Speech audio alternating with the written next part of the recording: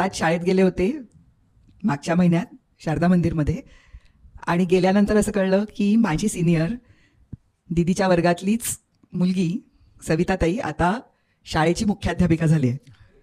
आणि तिने मला शाळेत बोलवून मुलींशी मी बोलावं म्हणून सांगितलं.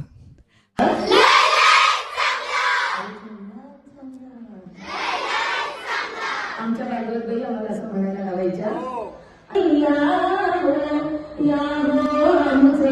घरी घरी मराठीची नगरी.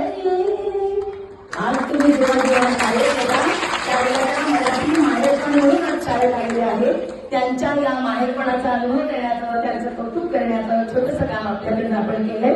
त्यांना वारंवार भविष्यातही या असं आमंत्रण देऊ आणि जिथे कुठे भेटाल तिथे मराठीमधून संवाद साधू असा विश्वास देऊ आणि प्रत्येक भाषेवरती आपलं प्रभुत्व मिळवण्याचा प्रयत्न करू.